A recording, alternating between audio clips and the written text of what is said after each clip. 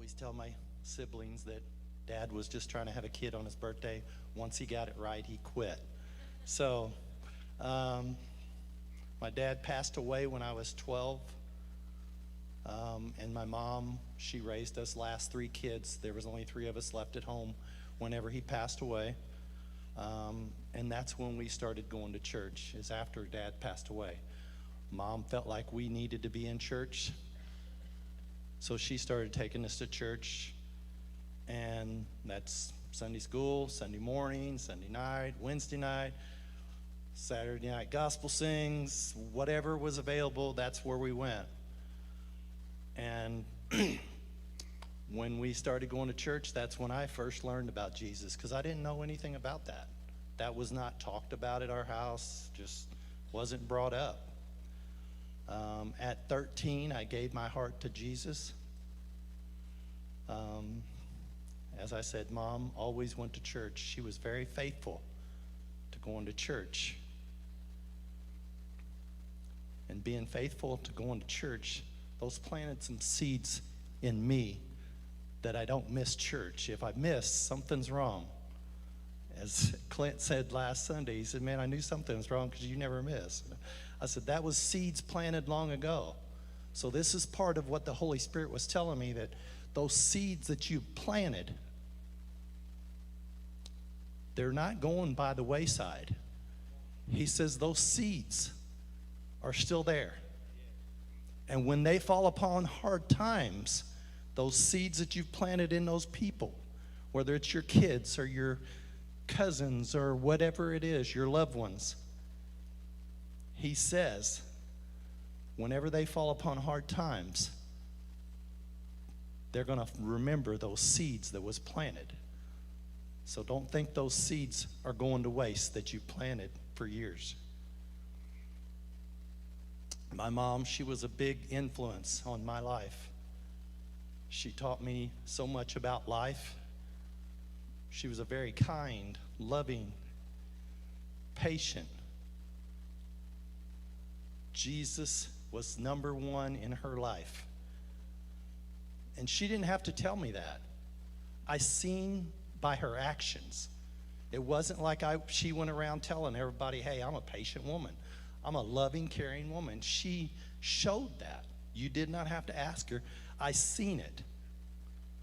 Those were more seeds that was planted.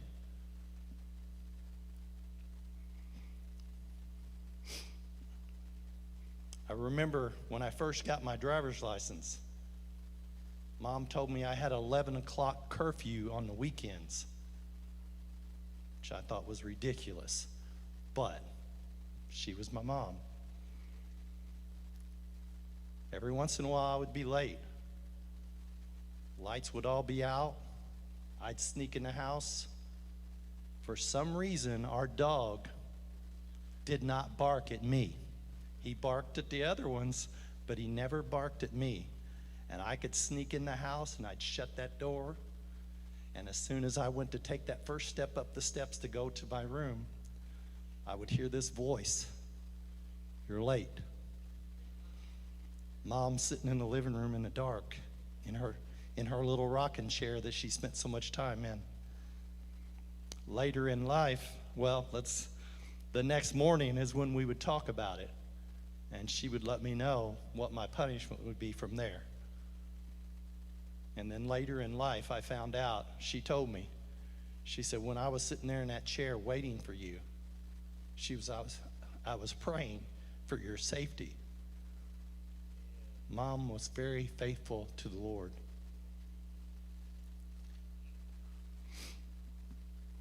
She worked at a sewing factory to support our last three kids that was home. And I remember Mom sitting at the table when paycheck came in, and she would pay her, the first check she would write out would be to the church. And I would ask her, why is that the first check you're paying, Mom? You write the first check to the church. And I knew that sometimes she wouldn't have enough money. She didn't have a lot. And she told me that 10% never was mine to start with. She said, God can do more with the 90 than I can the 100. So, more seeds planted here. You'll see that later in my story. Now I'm going to fast forward a little bit. At the age of 20, I started to backslide. Stopped going to church, doing my own thing.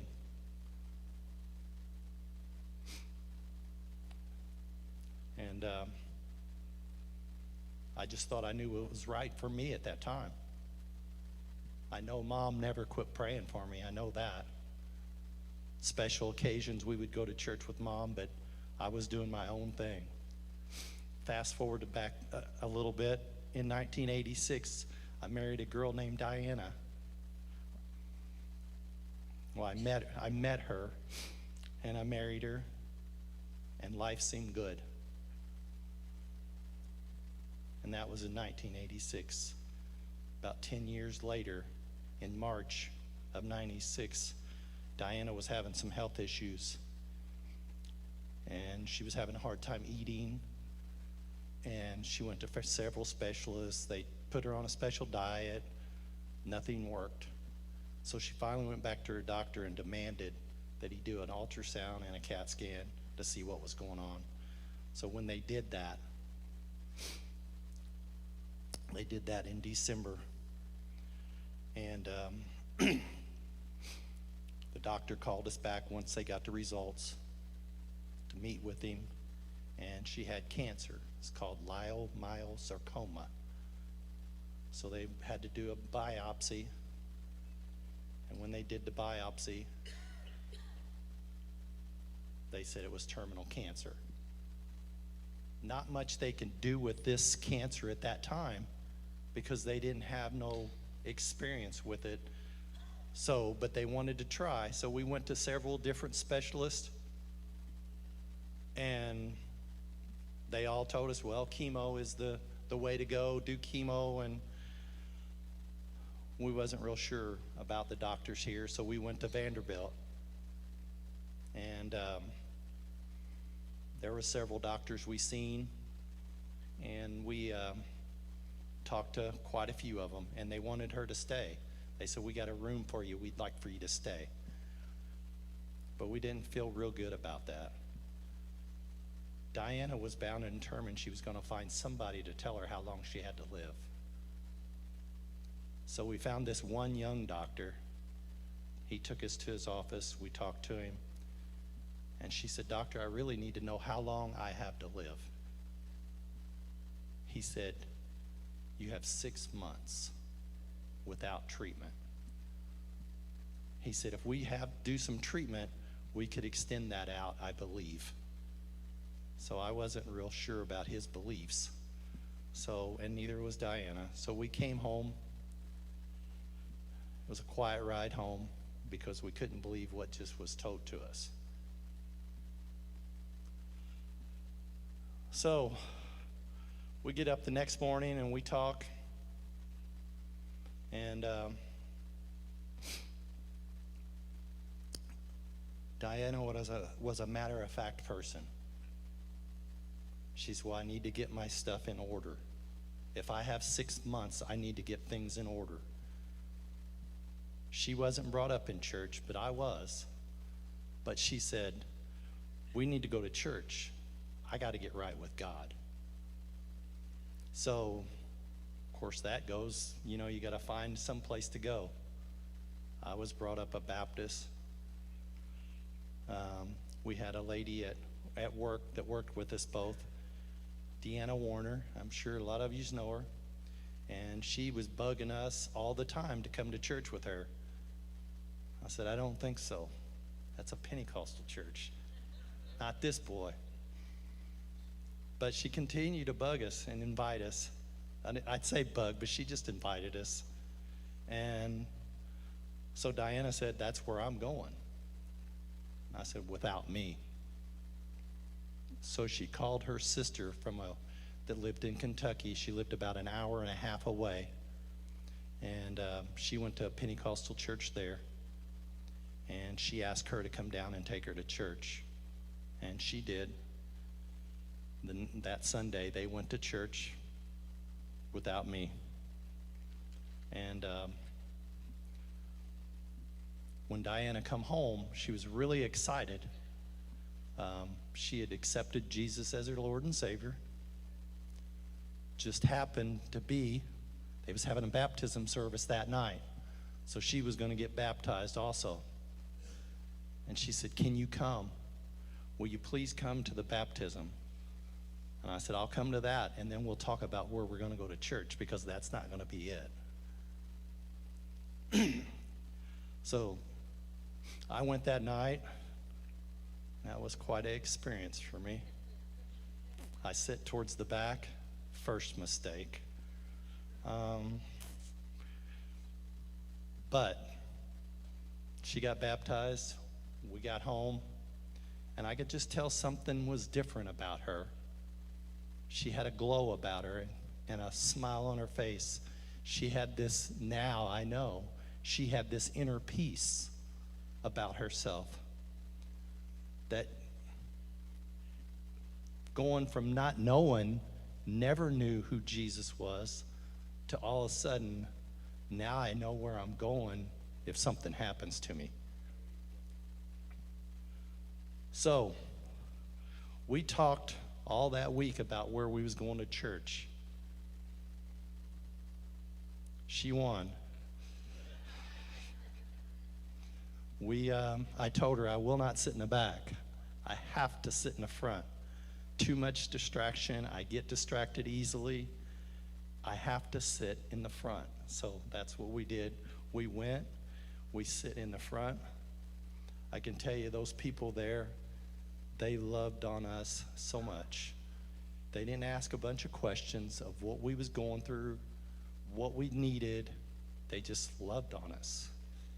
And that was very, very important for us at that time. Sometimes you don't need to know all the answer and everything that somebody is going through to come up here and put your hand on their back and just let them know you're there. Sometimes that's all they need is a comfort. Okay, back to Diana and her cancer. Chemo, first round, did not work. They did another CAT scan, still growing. Did the second round of chemo, still growing. They said, "We'll try radiation now." She couldn't take that, so that was out. So the doctors basically told us there's nothing else they have to offer. So Diana was looking for any kind of answers to help her live longer. And she asked me, she said, "I need to see our budget so I know how much I've got to spend on my treatments." I said, "We have as much as you need. Whatever it takes, whatever treatments you find, we will find the money. We will have it. So just you find something and we'll go. We'll do it, whatever it needs to happen." So there was lots of treatments. She went to Arkansas. She went to Mexico for a month. Lots of treatments trying to beat this thing.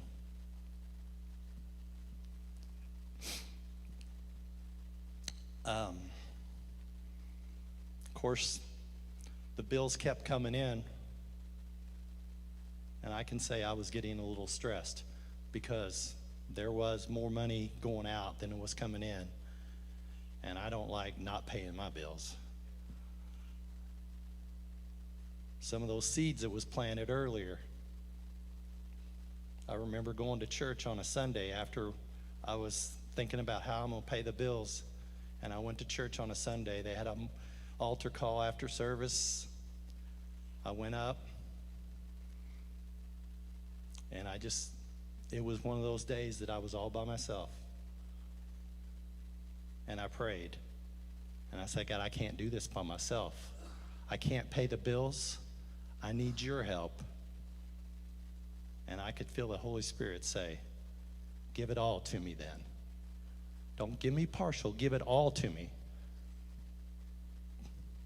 I knew what he was saying because those seeds that was planted earlier from my mom, that 10%'s not even yours, but I was cheating him because I was paying on my take-home pay and not my gross.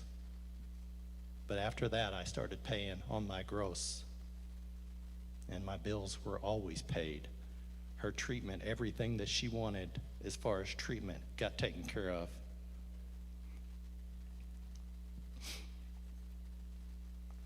As the months went by, Diana was having a hard time eating, struggling to get enough energy to go from one room to the other. I was still trying to work. I'd go to work. All I could do was think about her being homesick. And then I was at a very stressful job. And sometimes I'd just have enough and I'd get in my truck and I'm going to run away from all of it. I said, I'm done. The problems might be here, but I'm going away from them. I'm going to run as far as I can.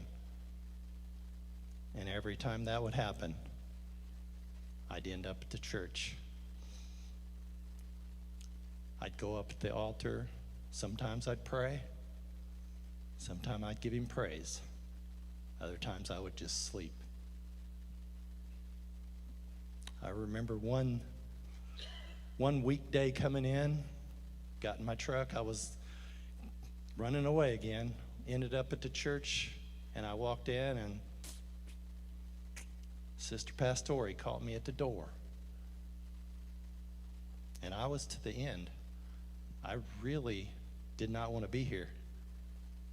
But for some reason, I always end up at church. But I walk in, and she could tell. And she said, son, she said, God will not put on you, he will not allow any more than you can handle. And I said, yeah, you may be right, but God's really old, and I think he's losing his eyesight. Because that's where I was at. I was angry. But I went in and started praying, and on the way out, she said something to me, and she was always a big encouragement to me too when I went over there.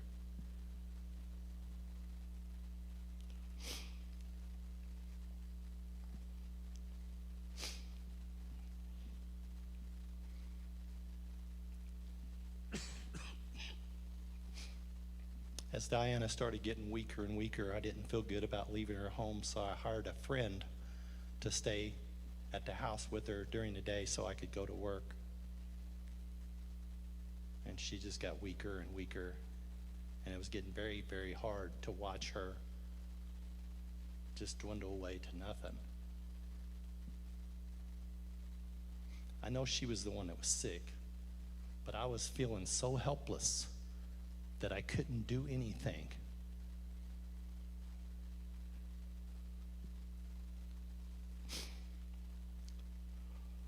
One day, I went in and I seen how bad she was. And again, I was feeling sorry for myself. So I went to the medicine cabinet where we kept all her meds, and I went to take some out because I was done. I was ready to check out because I was tired. I reached up, opened that cabinet, those pills fell out, and a bunch of them fell out on the countertop where I always kept my keys and my wallet, and I used to wear the WWJD bracelets, and I had multiple colors because I had to match. And the pills all fell on those bracelets, and I looked down, and that's all I needed. All I needed to say, Jesus say, what would I do? And I knew it wasn't to take the pills. So next day we had nurse come in every day checking on her. And I talked to her about nursing homes. And she said, well, it's a possibility, but I couldn't do that. I thought I could, but I couldn't do that. So as the weeks went on, Diana got where she was bedbound. She couldn't get up. And then it got so bad that we had to move her to another bedroom away from the front of the house because there was too much noise. And we had to put blinds and curtains and drapes up because the lights would bother her eyes. And any kind of noise, she couldn't take it. And she got to the point where you couldn't even touch her. Touching her skin hurt. The last time she was at the hospital, she weighed 68 pounds. So she had lost any weight that she had lost. So she was in there for about 3 weeks in that room, having to be real quiet. I put my recliner in the bedroom next to her so I could sleep in there at night. And then I had a nurse or a friend there during the day, and the nurse would check on her too. And this went on for about 3 or 4 weeks. And they say right before you die, you get this burst of energy. And there's things that happen through that process. And then they know that in the next day or so, you're gone. Well, that had happened. And I talked to the nurse, and she said, any day now. Not that I wanted that to happen, but because through the whole time, we're praying for a healing. But sometimes we don't see the big picture. We see what we want to see, what we'd like to happen, but God sometimes has a bigger picture. And like I said, she ministered to so many people. She got so bold with her faith that anywhere we walked, anywhere we went, she was going to tell you about Jesus. Whether you wanted to hear it or not, you was going to hear it.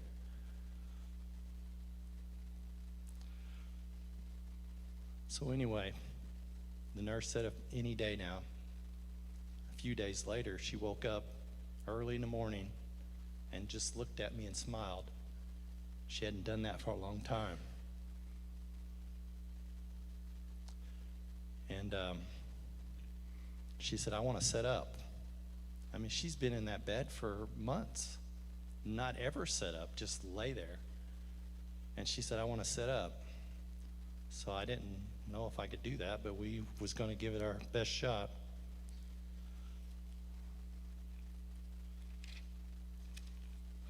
So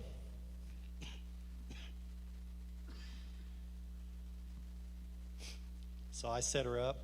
She was so stiff that her legs were straight out. But we got her to set up on the side of the bed. And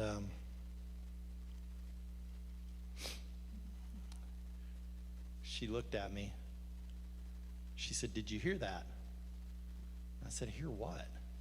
She said, it was loud, really loud, like a gunshot. I said, I didn't hear anything. And another minute went by, and she said, did you hear that? I said, what? She said, he called my name. I said, who called your name?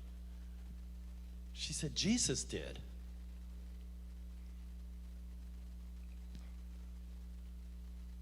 And then she started looking, when somebody looks at you, but they're looking past you. She was doing that. She was looking past me. And I said, what do you see? She said, there's angels everywhere in here. Then I had a feeling what was going on. And then I kept asking her, what do you see? What do you see? And she said, Daddy pulled the curtain back, and it's beautiful. She said, I can see all the teachers. And I said, the teachers? She said, yeah. She said, John and Peter and Paul, I see them all.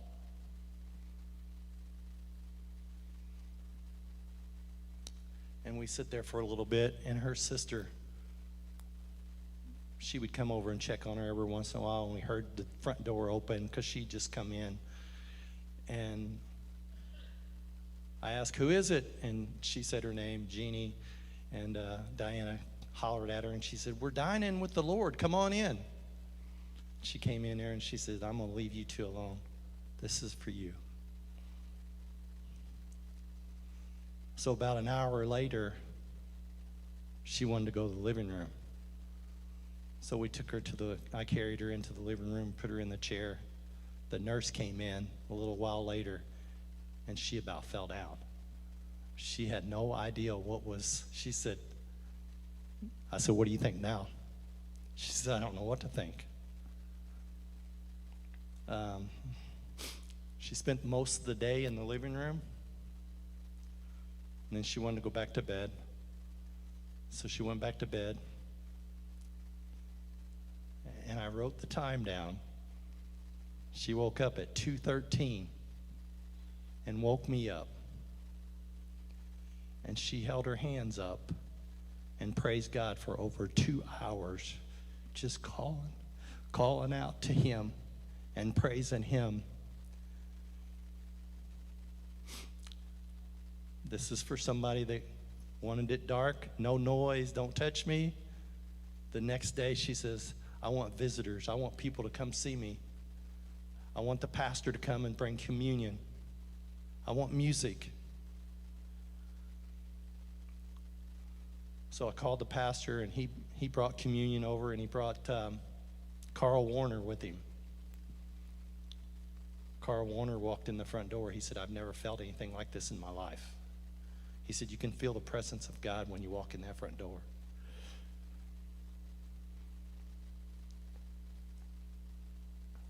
She had a lot of visitors over the next couple of weeks. And then she started sleeping a lot after that. A couple of weeks went by, and she was sleeping a lot. And she woke me up in the middle of the night.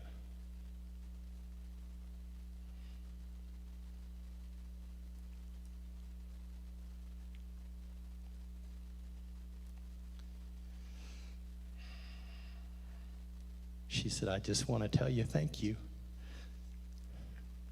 for loving me and showing me true happiness.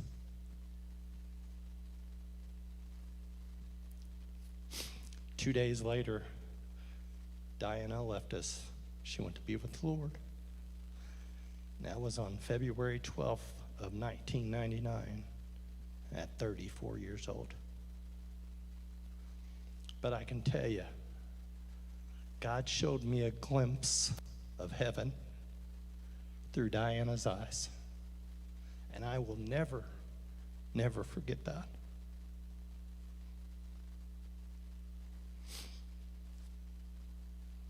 I tell people, when they ask me, are you still going to church? I said, not going to church is not an option. Because ever since that, God brought me through that. Do I understand it all? No. But I know that there's a bigger picture. I know the people that she ministered to. I know how she got me back in church, because I was headed the wrong direction also. So sometimes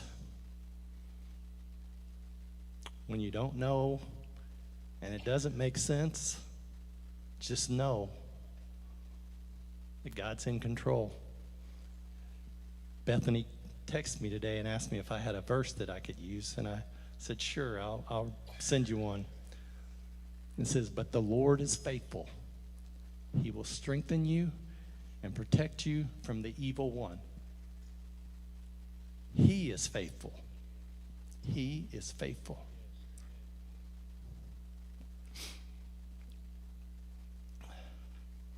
So I just want to encourage any of you that if you're praying for somebody, a lost loved one, a child, an uncle, a grandma, a spouse, God hears your prayers. He hears them.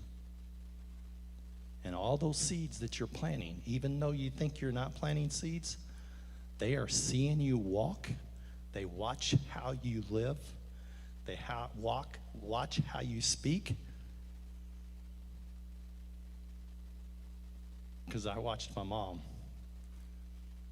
and she was a prime example of what true a woman of God is. And she is my example. So, I'm not good at this. So, Pastor, I'm not good at closing, but that's my part of my story. I'm working on a part 2 of what happened after that, when God blesses you and you're not even looking. So,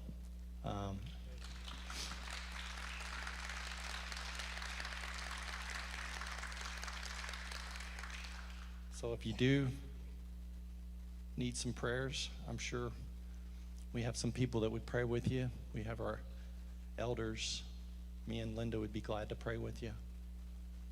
If you have any needs. And I appreciate you guys coming out on a Wednesday night to listen to this guy speak and that doesn't like to be in front of people. So I appreciate you guys. Thank you. God bless.